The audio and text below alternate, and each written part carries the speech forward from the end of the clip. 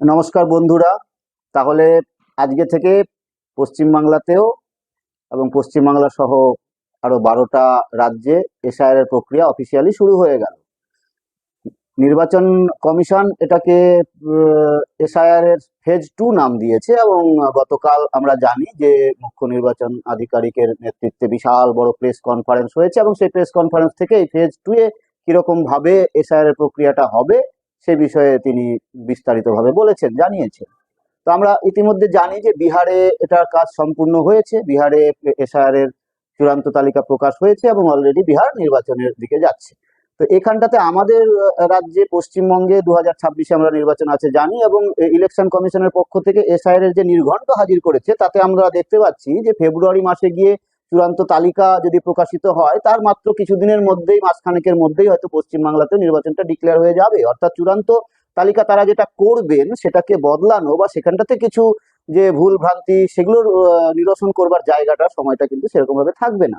মাঝখানের এই 3 মাসের প্রক্রিয়া একটা চলবে এবং গতকাল নির্বাচন কমিশনারের পক্ষ থেকে যে জায়গাগুলোকে তুলে ধরা হয়েছে যে বিহারের যে এসআইআর হলো তার থেকে এখানটাতে আলাদাটা কি হচ্ছে, সেকেন্ড ফেজ আলাদাটা কি হচ্ছে সেটা তুলে ধরেছে। আমিও সেটা সংক্ষেপে প্রথমে একটু বলে নিতে চাই যে প্রথমে যেটা ওরা করলো, ওরা যেখানটাতে বলেছে যেটা বিহারে ছিল না, যে 2002 সালের তালিকাতে যাদের নাম আছে তারা তারা তো বটেই এবং তাদের সাথে তাদের যে সন্তান সন্ততিরা, অর্থাৎ বাবা মায়ের নামও যদি 2002 এর তালিকায় থাকে, শুধু বাবা মা নয় এমনকি যে কোনো রিলেটিভের নামও যদি থাকে তাহলে তারা তাদেরকে অন্য কোনো কাগজপত্র দেখাতে হবে না, তারা ন্যাচারালি নতুন যে এসআইআর যে ভোটার লিস্ট হবে সেই ভোটার লিস্টে তাদের নামটা উঠে যাবে।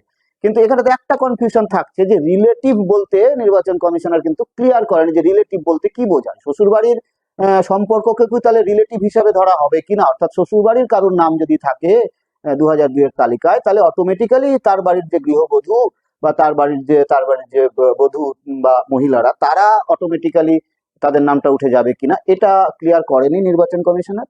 তো এটা একটা জায়গা এবং এটার সাথে আনুষঙ্গিক ভাবে তারা যে এনুমারেশন যে ফর্মটা বিহারের ক্ষেত্রে ছিল, প্রথম ফেজের ক্ষেত্রে ছিল, সেই এনুমারেশন ফর্মটাতে তারা একটা পরিবর্তন এনেছেন বলে তারা দেখালেন যে সেখানটাতে এই 2002 এর তালিকাতে আমাদের আত্মীয় স্বজন বাবা মা কারোর যে নামটা আছে সেটাকে রাখার একটা জায়গা এনুমারেশন ফর্মের মধ্যে তারা রেখেছেন।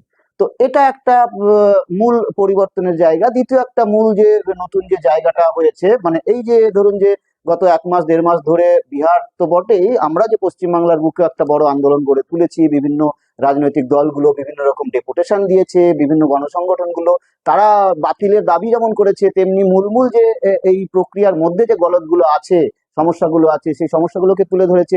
এগুলোর মধ্যে দিয়েই কিছু নতুন জিনিস এই নির্বাচন কমিশনার এই সেকেন্ড ফেজে তারা এনেছেন, বলবার চেষ্টা করছেন যে সেগুলো তারা এনেছেন। এবং তার মধ্যে একটা হচ্ছে যে এই রাজনৈতিক দলগুলোর একটা অংশগ্রহণের প্রসঙ্গ সেখানে ছিল, সেই বিষয়গুলো এসেছিল সামনে। বিহারের ক্ষেত্রে দেখা গেছিল যে সেখানে একমাত্র ড্রাফট যে তালিকাটা বেরোনোর পর সেখানটাতে রাজনৈতিক দলের যে প্রতিনিধি অর্থাৎ বিএলএ, বুথ লেভেল এজেন্ট, তাদের ক্লেমস অ্যান্ড অবজেকশনের জন্য তাদেরকে ইনভলভ করা হয়েছিল। কিন্তু এখানটাতে দ্বিতীয় ফেজের ক্ষেত্রে যেটা করা হচ্ছে, বলা হলো, কালকে বললেন নির্বাচন কমিশনার যে বিএলএ দের কাজটা এই প্রথম পর্ব থেকেই শুরু হয়ে যাবে এবং প্রত্যেক যে রেকগনাইজড রাজনৈতিক দলের যারা বুথ লেভেল এজেন্ট যারা নিয়োগ করবেন তারা প্রতিদিন 50টা করে এনুমারেশন ফর্মও তারা জমা দিতে পারবেন মানুষের কাছে ফিল আপ করে। অর্থাৎ বিএলওরা যে এনুমারেশন ফর্ম ফিল আপের কাজ তারা করছেন তেমনি বিএলএরাও সেটা করতে পারবেন, এটা জানালেন।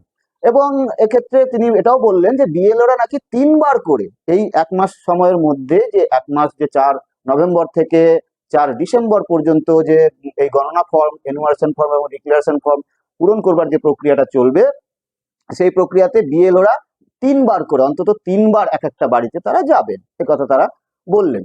তো এই প্রক্রিয়াটার মধ্যে আর একটা নতুন জিনিস যুক্ত করেছেন যে যে এই যে নতুন যে ভোটার হওয়া, ফর্ম 6 ফিল আপ করে নতুন ভোটার হওয়ার বিষয়টাও এই এনুমারেশন ফর্ম ফিল আপের জন্য যে বাড়ি বাড়ি বিএলওরা যাবে সেই সময় একই সাথে এই কাজটাও করা হবে।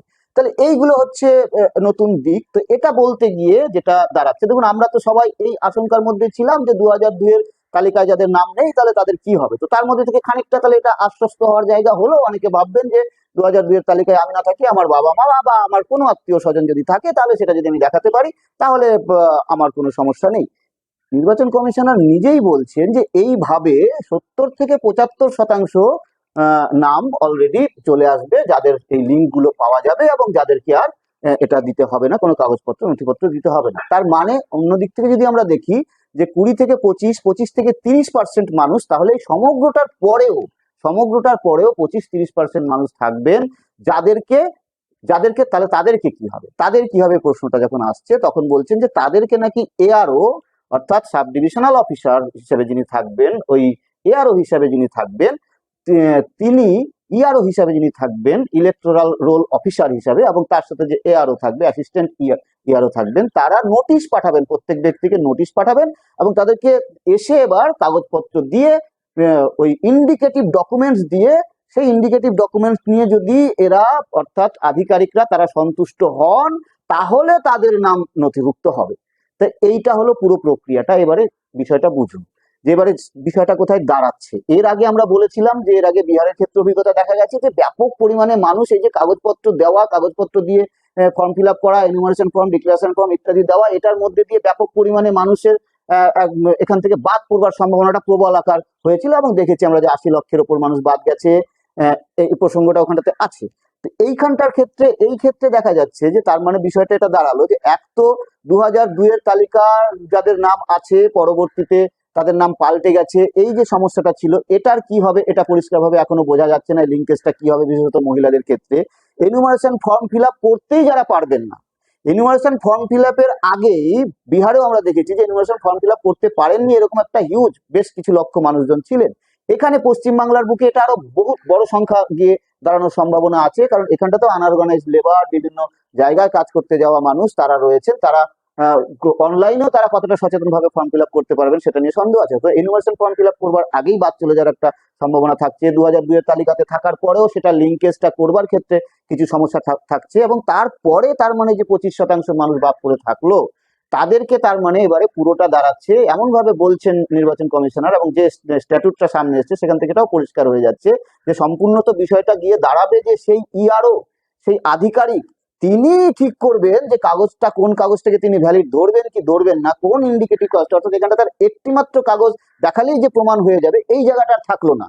অর্থাৎ যে কোনো ধরনের কাগজ ওরা তলব করতে পারবে, কাগজ দেখে অসন্তুষ্টি ব্যক্ত করতে পারবে এবং সন্তুষ্ট না হলে তার নামটা বাদ দিয়ে রাখতে পারবে। তাহলে মানে পুরো ব্যাপারটা দাঁড়িয়ে যাচ্ছে যে নিশানা করবার জায়গাটা এবার কিন্তু বেড়ে গেল। যদি টার্গেট করতে চায় সেখানকার রাজনৈতিক কন্ডিশনের উপর দাঁড়িয়ে সেই টার্গেট গুলো ঠিক হবে এবং নির্দিষ্ট টার্গেটে আঘাত হানার জন্য এই হাতিয়ারটা ব্যবহৃত হবে। এবং আমরা দেখতে পাচ্ছি যে 20 থেকে 25% মানুষের ওদেরই বলা জায়গা থেকে দেখতে পাচ্ছি যেটা হবে।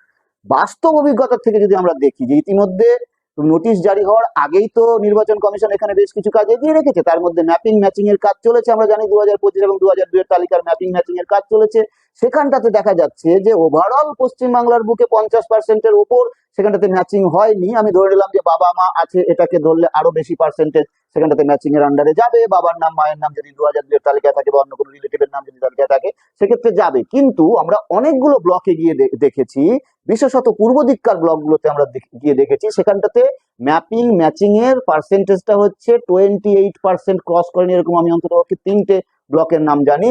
মালদা জেলার ব্লকগুলোতে গিয়ে আমরা দেখছিলাম যে সেখানটাতে ম্যাপিং ম্যাচিং মাত্র 28%।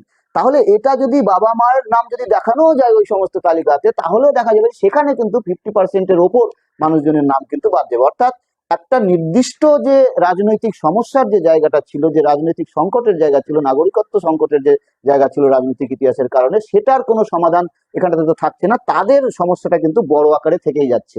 আমাদের আদিবাসীদের সমস্যাটা কিন্তু বড় আকারে থেকে যাচ্ছে, আমাদের ইটভাটার শ্রমিকদের সমস্যাটা থেকে যাচ্ছে, মহিলাদের সমস্যাটা থেকে যাচ্ছে। এবং এটা পরিষ্কারভাবে দেখা যাচ্ছে যে আগের পর্বে যা ছিল এই পর্বে আরো বেশি রাজনৈতিক নিশানা করে মানুষজনকে এক্সক্লুড করার, বাদ দেওয়ার কিন্তু একটা হাতিয়ার হিসাবে এবারে ওরা এসআইআর এই গোটা প্রক্রিয়াটাকে সাজিয়েছে। সেই জায়গা থেকে এখন আমাদের সামনে একটা বিষয় রয়েছে যে এটা তো প্রক্রিয়াটা চালু হয়ে গেল, এই প্রক্রিয়াটা ফিজিক্যালি এটাকে কতটা আটকানো সম্ভব সেটা আমরা বুঝতে পারছি। কিন্তু ওরা পশ্চিমবাংলার বুকে যেটা করতে চাইছে এটাকে ধরে ওদের যে রাজনীতিটা, আরএসএস বিজেপির যে রাজনীতিটা করতে চাইছে সেই রাজনীতিটা কিন্তু আমাদের কাছে খুব ক্লিয়ার।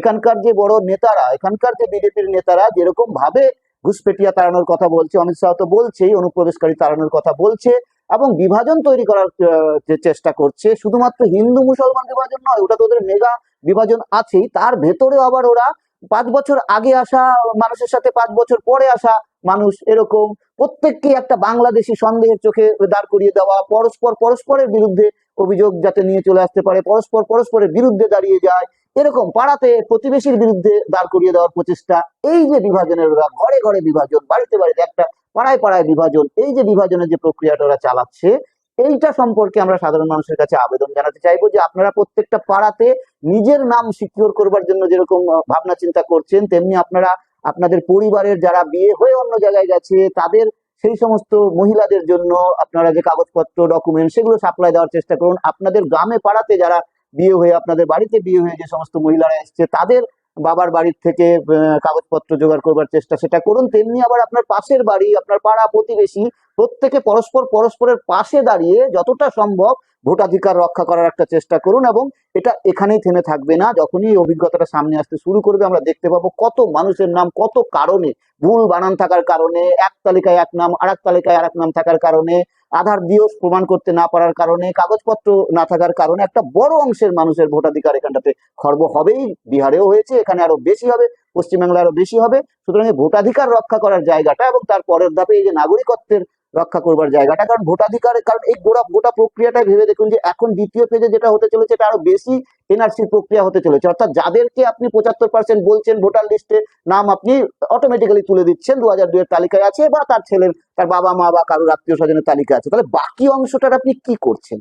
আসলে আপনি এনআরসি করছেন, তাদের নাগরিকত্ব যাচাইয়ের মুখে আপনি তাদেরকে তার মানে ফেলছেন, এই পুরো অংশটাকে 25% জনতাকে নাগরিকত্ব যাচাইয়ের মুখে ফেলছেন। আমরা এটাই দেখতে পাচ্ছি যে প্রত্যেকটা রাজ্যে রাজ্যে ওরা আসলে এই 10 থেকে 20% এই ধরনের একটা নাগরিক, এই ধরনের এক ধরনের দ্বিতীয় শ্রেণীর নাগরিক ওরা বানাতে চাইছে। ফলত এই প্রক্রিয়াটা আরো বেশি প্রকট ভাবে নাগরিকত্ব যাচাইয়ের প্রক্রিয়া, এই দ্বিতীয় ফেজের এসআইআর প্রক্রিয়াটা হতে চলেছে। তাই এর বিরুদ্ধে সচেতন থাকতে হবে, পরস্পরের পাশে দাঁড়াতে হবে। এবং এই যে নাগরিকত্ব যাচাইয়ের প্রক্রিয়াটা, এটা যে আমরা মানছি না, এসআইআর এর নামে এই যে ভোটাধিকার হরণের একটা সর্বজনীন ভোটাধিকারের ধারণাকে খর্ব করে দেওয়া হলো, কারণ বেসিক জায়গাটা তো উল্টে দেওয়া হয়েছে। যতই বলা হোক না কেন এর আগে এসআইআর হয়েছে, এর আগে এসআইআর হয়েছে, সে তো ডাহা মিথ্যা, যে কেউ একটু ভাবলেই বুঝতে পারবেন। কারণ এর আগে কখনোই কখনোই যে আমি এখানকার নাগরিক, আমি সত্যি একজন ভোটার, প্রকৃত ভোটার, এটা প্রমাণ করবার দায় কখনো নাগরিকের ছিল না। এটা রাষ্ট্রের ছিল, যে কেউ যদি ভিনদেশী হয় তাহলে তাকে ধরবার জায়গা, রাষ্ট্রের আইন কানুন রয়েছে, সেখানটাতে ধরে তাকে প্রমাণ করবে যে সে এদেশের নাগরিক নয়, ভিনদেশী, তখন তাকে ফরেনার্স অ্যাক্টে যা করার তাই করবে। কিন্তু এই সমস্ত নাগরিককেই যে তার প্রমাণ দিয়ে তারপরে প্রমাণের ওনাসটাকে নাগরিকের ঘাড়ে চাপিয়ে দেওয়া, এই এসআইআর, এটাই এসআইআর এর মূল কথা, যে নাগরিকত্বের প্রমাণ নাগরিককে দিতে হবে, দিয়ে তারপরে সে ভোটার লিস্টে তার নামটা তুলতে পারবে। এই প্রক্রিয়াটাই সম্পূর্ণভাবে নতুন, এই প্রক্রিয়াটাই এসআইআর কে এর আগের সমস্ত ধরনের যে ভোটার তালিকা তৈরি করার প্রক্রিয়া তার থেকে আলাদা করছে। সুতরাং এই এসআইআরটা হচ্ছে নাগরিকত্ব যাচাই করবার প্রক্রিয়া হিসাবে এটা হচ্ছে, এটা আপনাদের বুঝে নিতে হবে। 70-75% মানুষকে ওরা এক ধরনের রেহাই দিয়ে এক ধরনের বিভাজন করে দেবে, বাকি যে ওদের টার্গেটেড নিশানা করার যে জায়গাটা ওদের রয়েছে, সেই নিশানা করে ওরা মানুষজনকে বহিষ্কার করবে। সুতরাং এই এসআইআর এর বিরুদ্ধে, সমান নাগরিকত্বের দাবিতে, এবং এই যে নাগরিকত্ব সংকট বাঙালির উপর চেপে আসছে, বাঙালির উপর সামগ্রিক নাগরিকত্ব সংকট, কারণ ওই তথাকথিত বাংলাদেশি বলে গোটা দেশের মধ্যেই বাঙালিকে কিন্তু ট্রিট করা হচ্ছে, এই যে নাগরিকত্ব সংকট, তাকে নিয়ে আগামী দিনে বড় ধরনের লড়াই, নিঃশর্ত নাগরিকত্বের দাবিতে বড় ধরনের লড়াই গড়ে তোলার জন্য আমাদেরকে প্রস্তুত হতে হবে। এই বলে সবাইকে সংগ্রামী অভিনন্দন জানাচ্ছি। জয় ভীম, লাল সেলাম।